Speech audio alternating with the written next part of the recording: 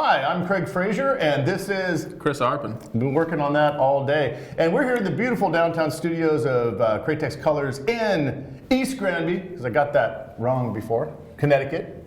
Just make sure. Cameraman's smiling, because he's like, oh, I got the address right, because everything else doesn't matter in this video. You remember our previous video where we actually did a helmet for Boba Fett. Well, guess what we're going to do? We're going to continue along, not necessarily the Boba Fett line, but the Mandalorian thing. We've got a 3D printed helmet of Bo-Katan, and hopefully I'm pronouncing that correctly. Now, I wanted to show it to you in this condition, mainly because we had parts on the other helmet that were 3D printed, but that helmet was actually not fully 3D printed. It was resin cast.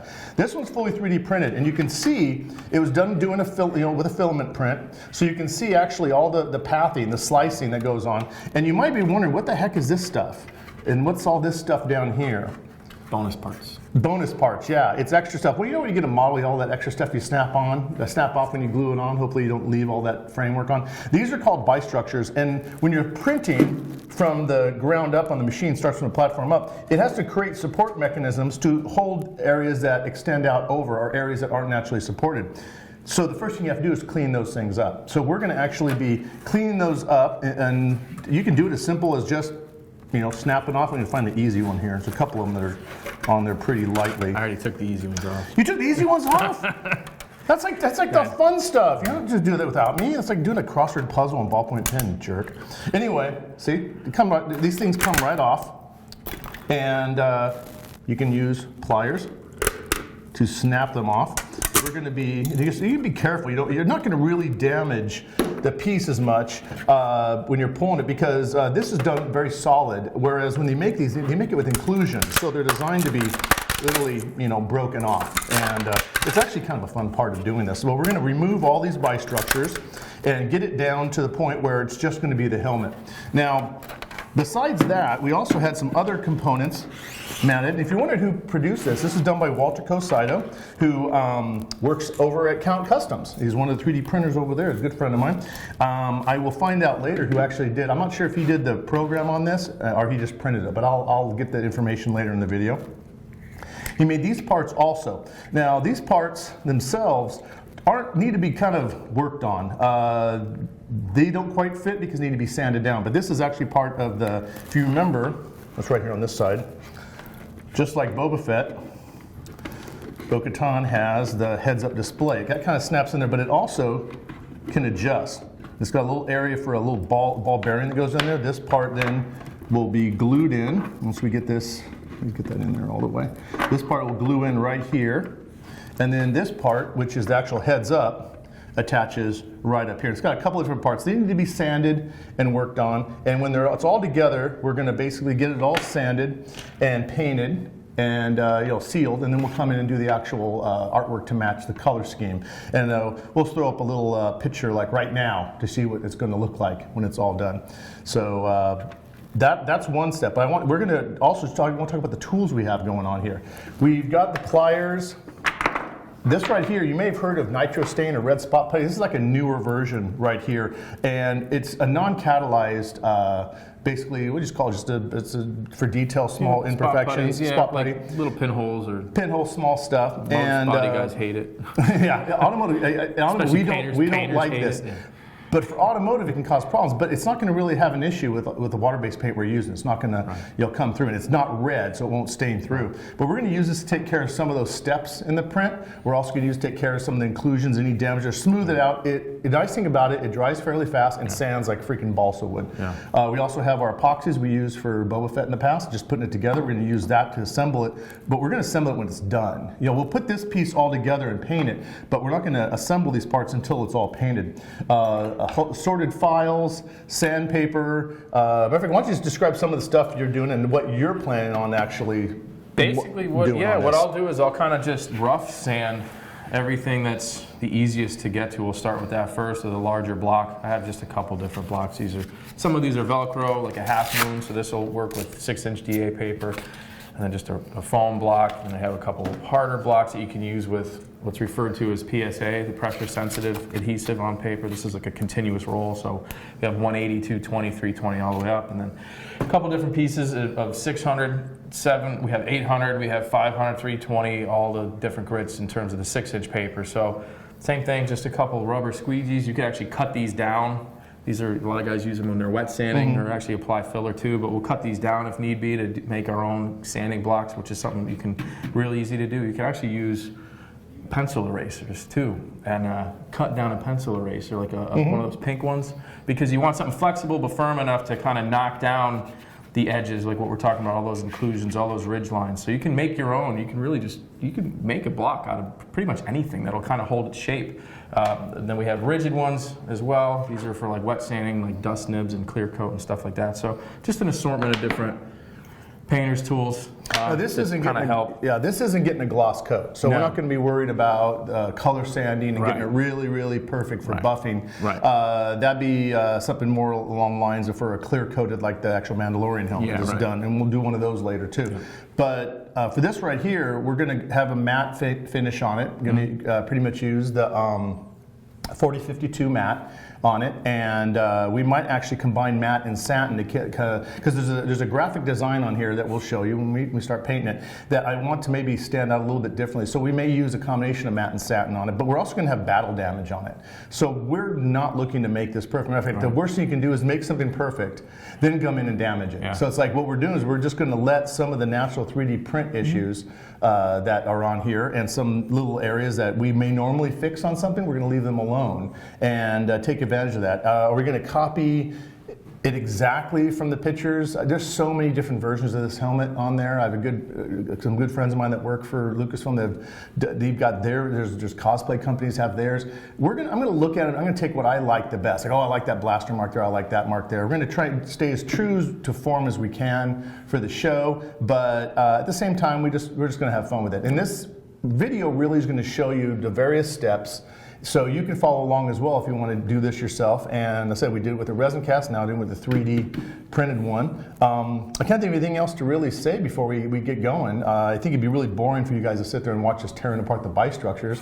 But we're going to get those all done and then come back and show you the helmet with the bistructures done. And Chris is going to show you how he's going to start prepping, sanding, filing, getting ready before we come in here. Now, another unique thing on this is it is a Createx video. Everything on this helmet we're going to be using, except for the epoxy and the spot putty, is all water-based. All the way down to the base white sealer we're going to be using, even the colors, and then the final matte clear. It's all 100% water-based. Now, the advantages of that, besides lack of lower toxicity, these paints adhere very, very well to 3D printed materials, and we've been testing them. And we honestly, we are yet to find a material that these paints don't stick to. Especially one of our best adhesion-promoting clears we've ever had, 4050, sticks to everything. So I'm not really worried about that, but what's really good is many 3D printed materials out there cannot handle solvent, especially really, really thin ones. The solvent melts them the same way, lacquer thinner will melt a styrofoam cup. Not as bad, but in the same light. So the advantage of using water-based on these is that we're not going to be damaging the integrity of the helmet itself, which can happen, especially the really delicate areas. So, yeah, a lot of detail. You'll lose the detail. Matter of fact, one of the ways that they do polishing on some of these, or they'll get rid of the step lines, is they'll use fine mists of alcohol and heat, and all you're doing is really reverting the 3D print down, which it does look cool when you do that, but you lose some of your detail, and it is affecting the structural integrity if you do that too much, unless you got to have a really strong piece to begin with. Mm-hmm. This one's fairly decent. It's pretty strong. I'm not worried about that, but we're going to be completely painting it, and except for the inside. Probably won't paint the inside, no need for that. But that's about all I can think of. So let's start pulling off the stuff that you didn't pull off yet, and we'll come right back. Okay, we are back, and Chris, why don't you tell us what you were doing with the helmet? Besides, by the way, notice the pile. This is the leftover stuff. You can keep this as a free gift. Yeah, nice. Bonus parts. We're going to use it for packing at Createx. So anyway, tell us what you did. So we went ahead and knocked down some of the rougher spots, actually hit the edges with a little bit of 80 just to knock down all that leftover plastic that stayed behind. Clean up the lines, filed the openings. And then just sanded this down with some 220 and 320. So now you can kind of see what we were talking about in terms of certain areas where there's a little bit of a low spot or kind of a reveal where some of the actual plastic didn't quite fill in where we would want it. So rather than keep sanding it and running the risk of heating this up and starting to melt it, we just stop when it's at a good spot, and this is a perfect example of using this little spot putty. So we'll go ahead and touch up these areas that we want to address, and if you want, I could actually do that right now. Just do a couple real quick. The nice thing is, because this isn't catalyzed, there's no hardener, you don't really have to mix this on something, so you can actually put it right on the spot that is in question, and then just go ahead and use a regular Sabondo spreader and just work the glaze. Again, this is just like a glazing putty that you would find in auto body repair, except you don't have to mix a catalyst with it. So actually, one of the nice things is you can keep going over and over until it starts to air dry a little bit, but you got a little bit longer working time, and you can actually put it back over itself without having to worry about it rolling back off certain areas that you'd have to otherwise sand and reapply. So you can squeeze off the excess and move it to just another keep moving area. it to another spot. It's not really going to lock up. I mean, at some point it will, but it's not going to be as fast as if it's a catalyzed product where it'll start locking up on your spreader on the cardboard that you're mixing it on, and then you're going to have a problem. So then when it's all done, you're going to come back in with what, about probably 400? Yeah, 400 probably. We'll hit it with a little bit of maybe 320 first and finish it off with 400. 400 is a good finish tooth for our autoborne sealer. Now, Chris actually sanded a little bit more than some might, and I've seen a couple people, and there's nothing wrong with that. I've seen some people had some serious steps where they didn't sand it at all. They just wiped the surface down and then literally just went with that spreader and filled in all the gaps. Now, the downside to that is you're putting a lot of uncatalyzed material on there, which this is great for filling in scratches, but it's not structural. Right. Any flexing, this stuff can delaminate and it can cause some issues. So if you have a movable, flexible piece, you want to be really careful on the mount. You want to keep the mill thickness really low. We're going to be sanding off probably 75% of what he's applying will be sanded off. We're just going to leave what's in there in the cracks, and that'll work out good. Another reason you don't want to keep on sanding is you may say, well, we'll get down far enough, we'll get rid of those inclusions. And what those are is those are gaps where the machine may have not laid a line in properly. Well, as you're sanding, you'll find more, because in the inside there'll be other inclusions. So this is almost like wood, the way not because of by design, it's just by the nature of the beast. These things aren't perfect the way the 3D printer prints them out. So the best 3D printer, the SLA or the resin printers are much more forgiving when it comes to inclusions. You're not going to have as many of those problems, but those also are much higher priced. They also take quite a bit longer, and something this size right here, most of those SLA or resin printers are a lot smaller. They're designed for dental. They do a lot of my crown I just had made that was done with a 3D printer, an SLA. Now I already worked on it. Got some Evercoat in there.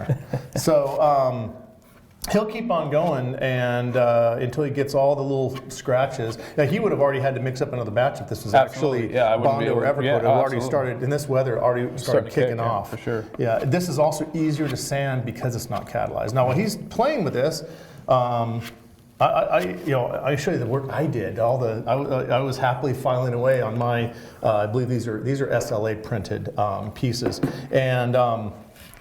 This is the heads up device, or the rangefinder, whatever you want to call it, tracking computer thing. It was designed to come apart. Now this wouldn't even fit inside because it was so tight and had some blobs of resin on it. So I ground it and smoothed it so it would fit back in there. But it's got openings with the two LEDs. The red and the blue LEDs go up in there, very similar to Boba Fett's. I'm actually going to rig this up with an actual real working LED, so I'm not going to glue this. This is going to be pressed. I'm going to leave it press fit in. Put a little lens right in there for the fun of it. But this part does glue in there. And if you're wondering, right there's an opening there. And if you look at the back of this cover, there's two openings here. And if you look at the side of the helmet, there's more openings just like it. If you're wondering what goes in there, they're magnets. We're actually going to go, we had some magnets, but a little bit too big. We're going to go check out some Harbor Freight or Home Depot magnets. Glue them in there. We need epoxy in there because it becomes structural. That way, when this thing is mounted on the side of the helmet, this piece magnetically sticks on so it can be removed later. A screw holds this in, but that magnet allows it to go forward and stop, but come up here and stay. And so we're going to actually install those in. This piece will not be glued on. This will be glued to here, and this is just going to be press fit up in here. These are all going to be painted with black sealer. They're already sanded enough that we can just seal them. And then we're going to use the Quicksilver on top of that. Now this helmet, the predominant part of this helmet here is going to be white, on the original Bo-Katan helmet.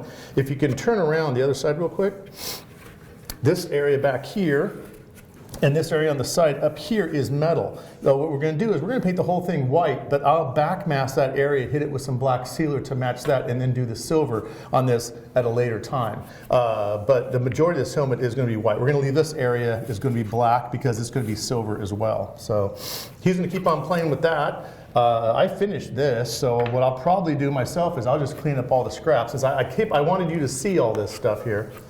And you'll find you're literally going to spend about as much time body working and prepping as you are going to be the final painting. Now, if that's disappointing, that's life. That's just the way it is. I spent more time sanding and masking than I've ever spent airbrushing on a vehicle. So it's just one of those give or takes. This one, it's going to come out really cool.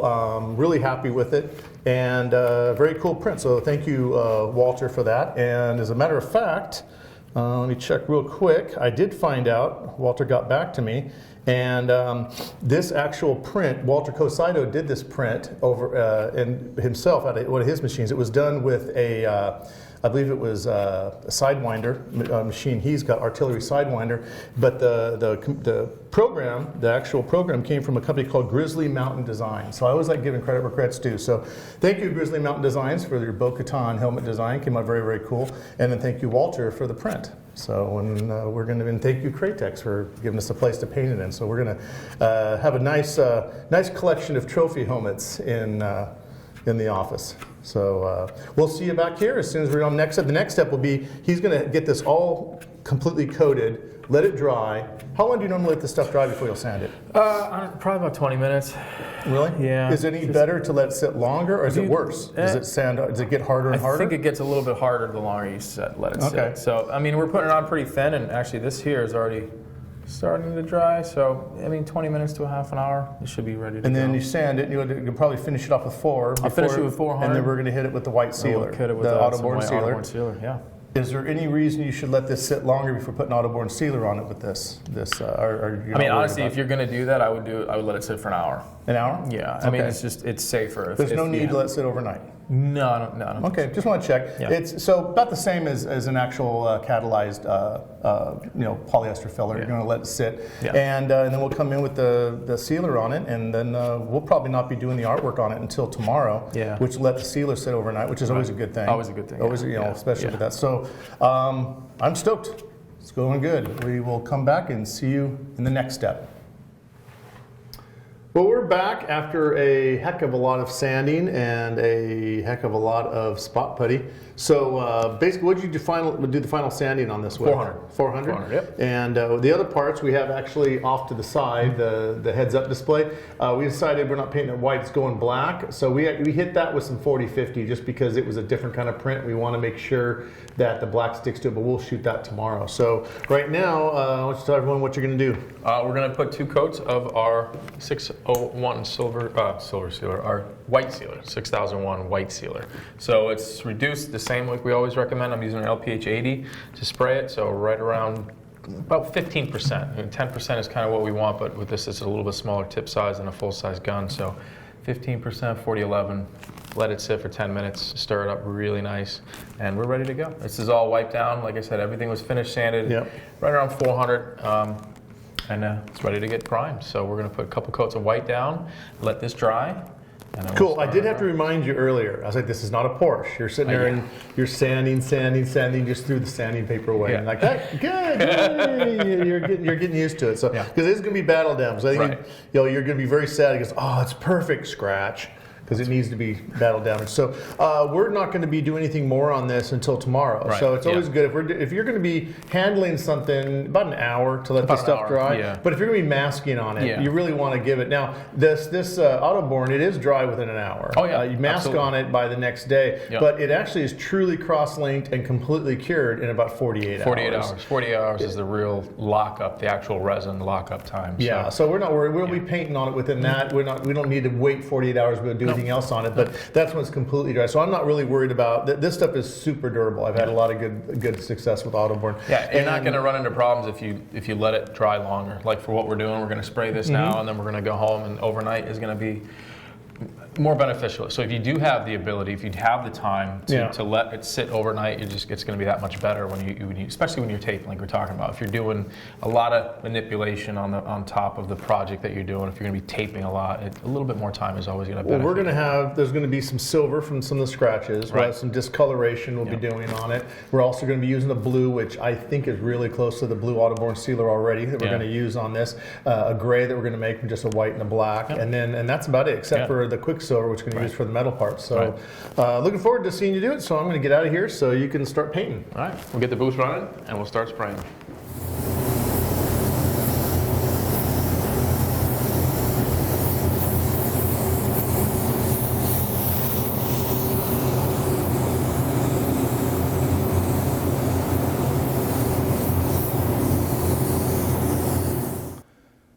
Okay, this helmet has sat overnight after Chris shot it with some white. In all fairness, he didn't just shoot it white and walk away from it. He hit it with the white, went over and did some scuffing on it, and let it dry, and then maybe hit it with some more white and a couple of touch-ups here and there. So very, very happy with the way that Bo-Katan's helmet's come out so far. Is it perfect? No, and that's no reflection on Chris. It was me telling him, put the sandpaper down and walk away. This isn't a Porsche, it's a helmet. Now, there are some inclusions that we're going to fix later because they don't matter. Like right there, these are print inclusions. Little thing missing right here. It's not like, oh my God, this thing won't be Schnell and DOT approved for racing anytime soon, but it's a freaking cosplay helmet. Calm down. So I'm very happy with it, nice and dry. We are going to go over the entire surface with a Scotch-Brite just to knock a little bit of the shine off, break the surface tension, allow me to come in with the next masking and coloring on it. I am going to be using a type of tape. I really like this tape from FBS. It's called gold tape. Nice self-descriptive number. This is a version that's on paper. It's a paperback. You can run it through a plotter. The only time I'd be careful with using this is that if you're going over freshly sanded, fresh clear, in other words, clear that was recently, catalyzed, cleared, and then sanded, let it gas out for at least a day after you sand it. Otherwise, the solvents gassing out from the solvent-based clear can affect this tape. It can actually make the glue transfer down. It holds down tighter and leaves glue behind. This is not basing on FBS. All tape have these problems. They're solvent-based glues, and anytime you have solvent gassing. Hence, one of the nice things about working, I don't have to worry about it on this because it's not solvent, it's water-based, so there's no gassing issues whatsoever. I love it because you can see through this. It has the glue consistency of a Post-it note. It's very, if the tape sticks to itself, you can pull it apart without the end of the world. It's easy to see through if you got a design you're going over, and you can cut it. It cuts like butter, and very nice stuff. So with the backing paper, and then there's the version that's just on a roll. You can get different size rolls, again by FBS. You can get it from any distributor. Find it online. I had one client, one person on the video say, "Well, I like the stuff on the roll better because it's different tape than what's on this, the backing paper." I go, "No, it's the exact same tape." "No, it's totally different. It's a different color." So I was fascinated by this. So I'm like, okay, wait a second, he might be right. It's a different color. So plot thickens. No, it doesn't. This is translucent tape. So guess what you do when you have orange over orange over orange over orange? It looks very orange. When you take that tape and whoosh, oh my goodness, guess what? With that white backing paper, it looks lighter. Oh, the Sherlock Holmes case of the different tape is solved. So, great tape. Now, I like laying out the design, not necessarily with this because it's not a layout tape. I will use this. Now this is the Le Rouge by FBS. They also have a Le Bleu, and it's French, and Canadian. And then they have, of course, their green, which I was surprised it's not Le Vert. And then they also have their normal tape, which is, Le Normal. I mean, I don't know what they're calling it. But anyway, the Le Rouge is very low tack. And so this will work fine on this situation. I'm not worried about lifting, but I keep in the back of my mind, this autoboard is not fully cured for 48 hours.